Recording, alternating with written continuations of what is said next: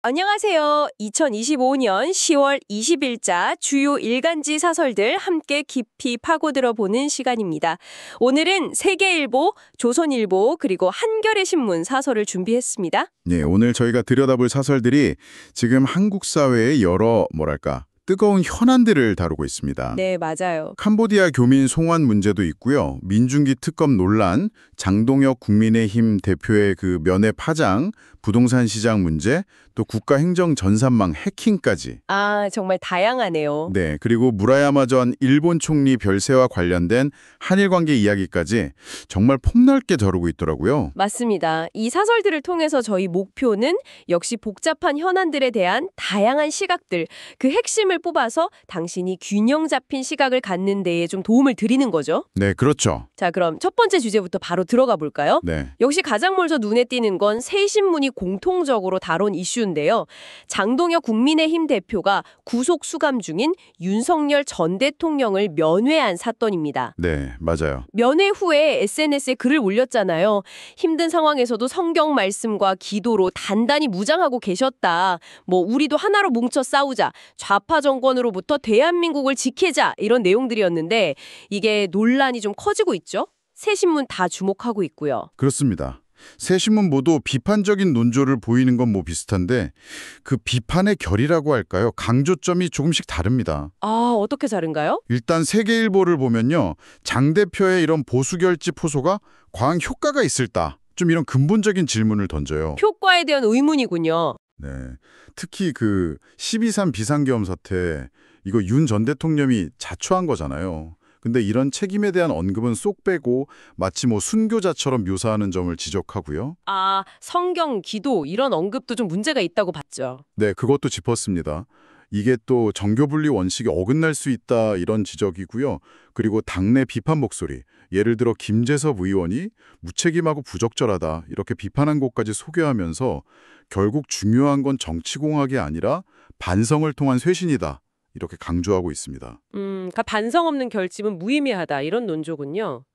그럼 조선일보는 어떤가요? 조선일보는요. 그 면회 자체 시점과 방식이 부적절했다. 여기에 좀 더 초점을 맞추는 것 같아요. 시점과 방식이요? 네, 윤 전 대통령이 반성하는 모습을 보인 것도 아니고 오히려 보수 진영 전체를 좀 위기에 빠뜨리지 않았냐? 이걸 상기시키는 거죠. 지금 국민의힘 지지율도 정체 상태인데 이런 행보가 민심에 역행하는 거 아니냐? 이런 우려를 표하고요. 일단 사법적 판단을 기다리고 국민적 공감대를 형성하는 게 먼저지 강성 지지층만 바라보고 움직일 때가 아니다. 약간 이런 주장입니다. 보수 정치에 미칠 영향을 고려하라는 거군요.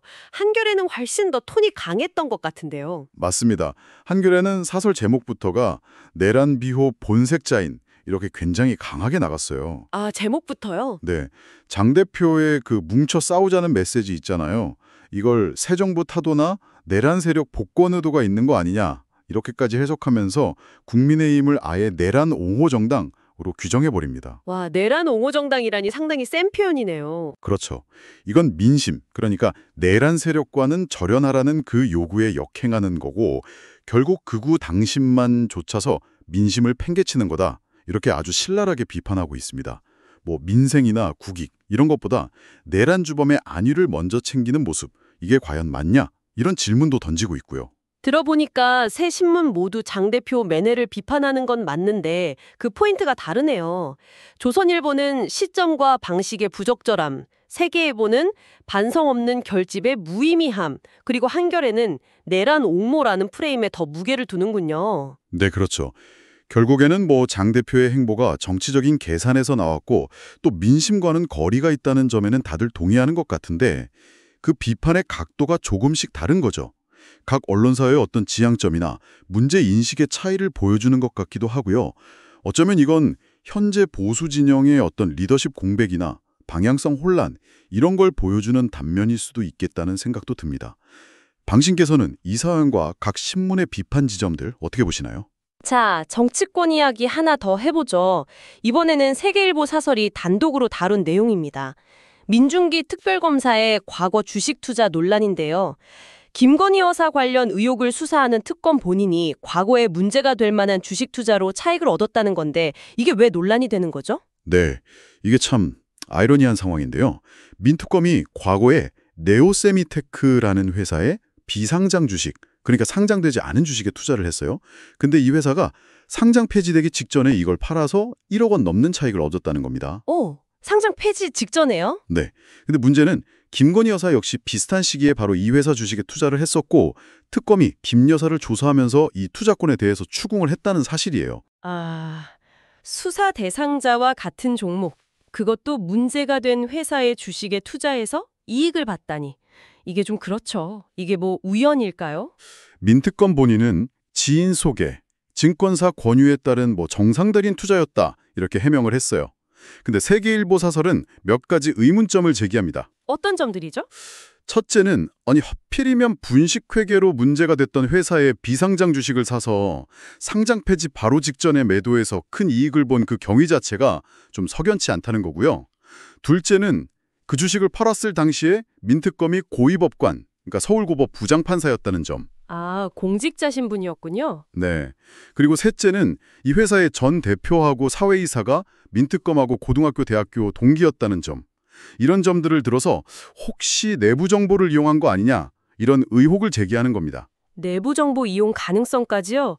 와, 그러면 이건 특검 수사 자체의 공정성이나 정당성을 흔들 수 있는 문제 아닌가요? 바로 그 점을 세계일보가 아주 심각하게 보고 있는 겁니다. 이게 수사의 공정성과 정당성을 훼손할 수 있는 아주 중대한 문제라는 거죠.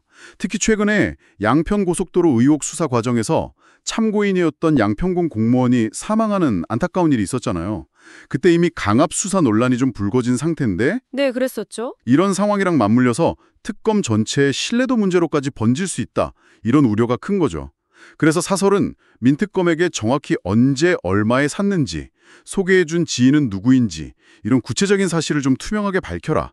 그리고 국민이 납득할 만한 해명을 내놔라. 이렇게 강하게 요구하고 있습니다. 안 그러면 특검 자격 시비가 더 커질 수밖에 없다는 거죠. 정말 특검 입장에서는 굉장히 뼈아픈 지적이겠네요. 이 논란이 앞으로 특검 수사에 어떤 영향을 미칠지 또 특검의 신뢰 회복은 가능할지 좀 지켜가야 할 것 같습니다. 당신은 이 상황 어떻게 보고 계신가요? 자, 이번에는 해외로 잠시 눈을 돌려보겠습니다. 세계일보가 캄보디아에서 송환된 우리 교민 64명 문제도 다뤘는데요. 네. 이분들이 좀 복잡한 상황에 놓여 있다고요? 네, 맞습니다. 현지 범죄 조직에 의해서 감금된 피해자이면서 동시에 한국인을 대상으로 한 보이스피싱 같은 범죄에 가담한 가해자라는 그런 이중적인 신분을 가지고 있다는 거죠. 피해자이면서 가해자라 정말 복잡하네요. 네, 그래서 이 문제를 둘러싸고 국내 정치권에서도 공방이 아주 치열한데요. 세계일보 사설은 이런 정쟁을 상당히 안타깝게 보고 있습니다.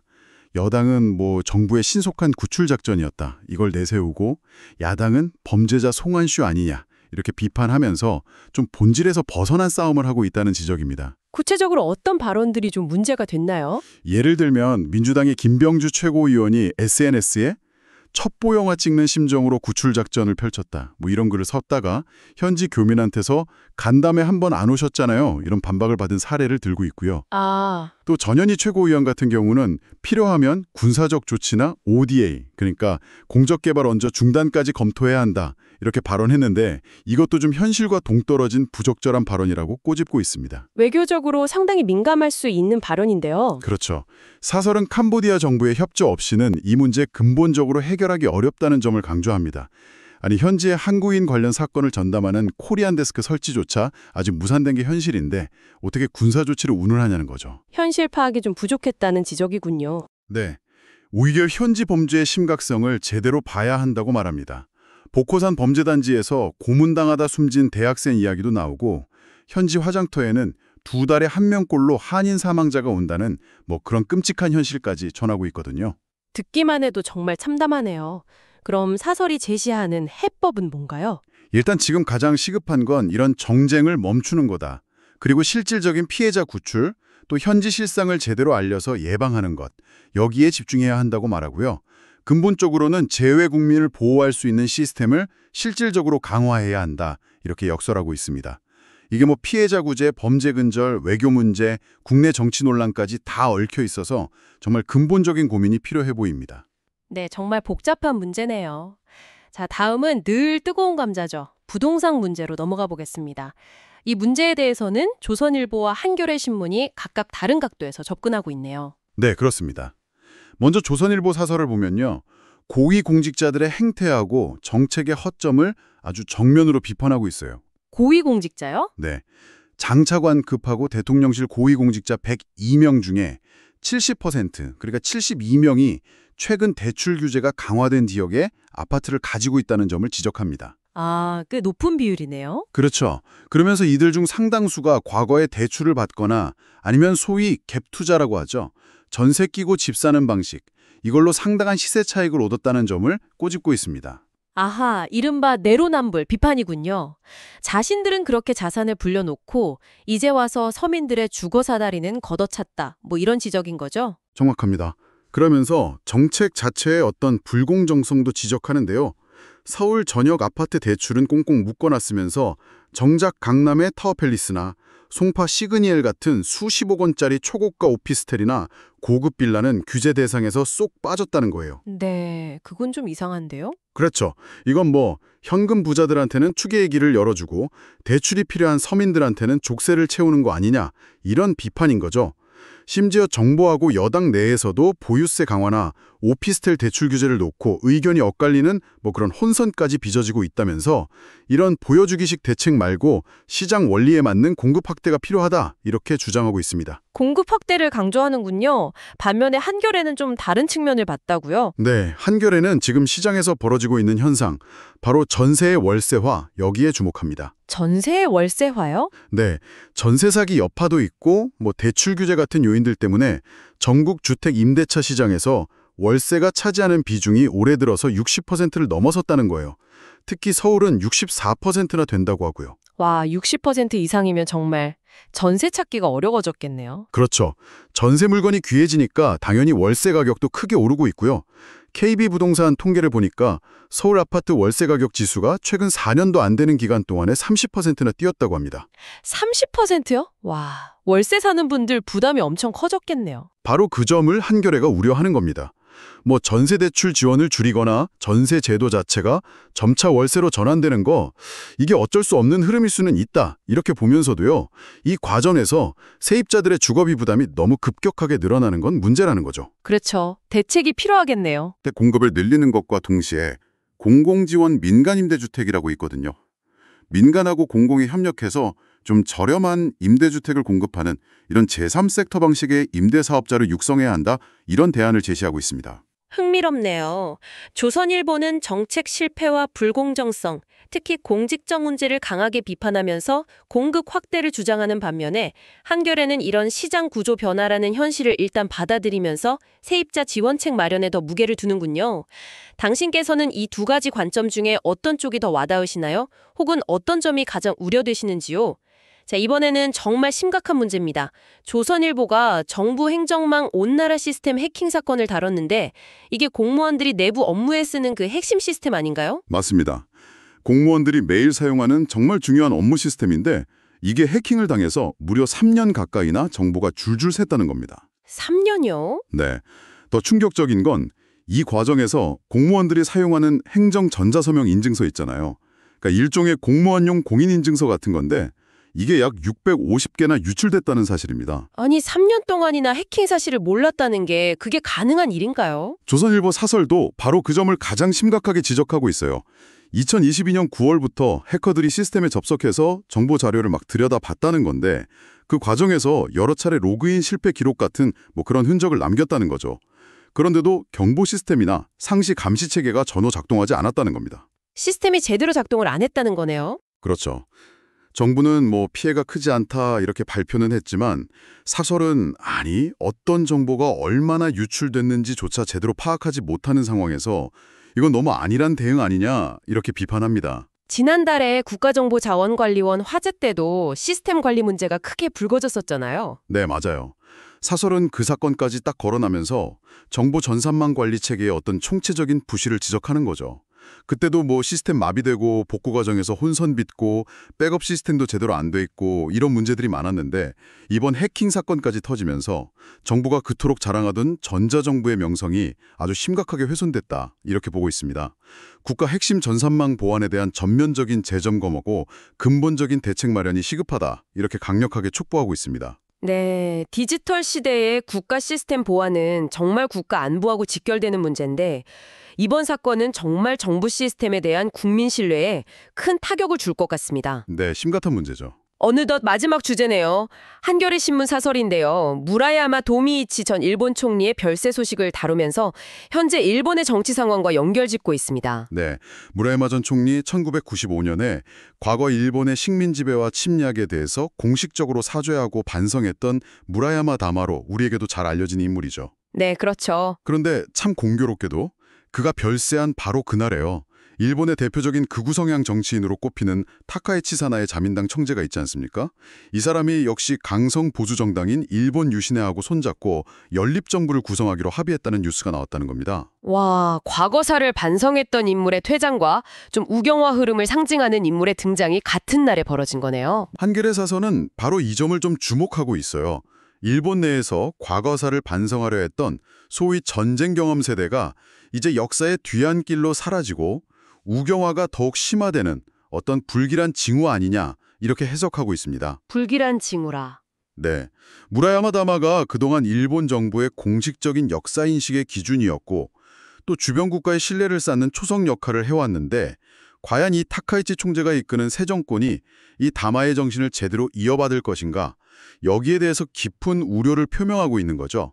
아사히 신문 같은 일본 언론들도 비슷한 걱정을 하고 있다고 인용하면서요. 다마 정신의 계승 여부가 불투명하다. 이런 거군요. 네, 사설은 무라야마 전 총리가 생전에 다마를 왜 발표했었는지 그 이유를 소개하는데요. 과거를 제대로 청산해서 한국, 중국 같은 주변국으로부터 신뢰받는 국가가 되고 잘못을 사죄하며 평화를 위해 노력하겠다는 결의를 보여줄 필요가 있었다고 말했던 인터뷰를 인용합니다. 의미가 깊네요. 그렇죠. 그러면서 지금처럼 전 세계적으로 좀 극우적인 분위기가 강해지는 때일수록 이렇게 잘못을 인정하고 용서와 관용을 베푸는 다마의 정신을 되살려야 한다고 강조하고요. 특히 편협한 민족주의나 무책임한 포퓰리즘을 넘어서서 진정한 한일 우호를 만들어가기 위해서는 양국 시민들의 노력이 무엇보다 중요하다 이렇게 마무리하고 있습니다. 네, 과거사를 둘러싼 일본 내 기류 변화 가능성, 그리고 이것이 앞으로 한일 관계에 미칠 영향에 대해서 저희도 계속 주목해야 할 것 같습니다. 자, 오늘 저희는 2025년 10월 20일자 세계일보, 조선일보, 한겨레 신문 사설을 통해서 정말 다양한 현안들을 깊이 있게 살펴봤습니다. 정치, 사회, 경제, 안보, 외교 문제까지 정말 폭넓었네요. 네, 그랬습니다. 각 사설이 내놓는 진단과 해법이 때로는 비슷하게도 했지만 또 때로는 상당히 달랐죠. 중요한 것은 이렇게 서로 다른 관점들을 좀 비교하고 검토하면서 자신만의 어떤 균형 잡힌 시각을 만들어가는 과정이 아닐까 싶습니다. 정보가 정말 넘쳐나는 시대잖아요. 이럴 때일수록 이런 비판적인 읽기가 더 중요하다고 생각합니다. 네, 맞습니다. 오늘 저희가 함께 나눈 이야기들이 당신께서 이 복잡하게 얽힌 세상사를 이해하시는데 조금이나마 도움이 되었기를 진심으로 바랍니다. 마지막으로 이런 질문을 한번 던져보면서 마무리할까 합니다. 네, 오늘 다룬 사설들 중에서 당신께서 가장 동의하기 어려웠던 주장은 혹시 무엇이었나요? 혹은 이 사설들이 공통적으로 좀 놓치고 있다고 생각하시는 점, 우리가 더 주목해야 할 또 다른 중요한 관점이나 문제는 없을까요? 잠시 이 질문에 대해 한번 곱씹어 보시는 것도 의미 있는 시간이 될 것 같습니다. 저희는 다음 분석에서 다시 찾아뵙겠습니다.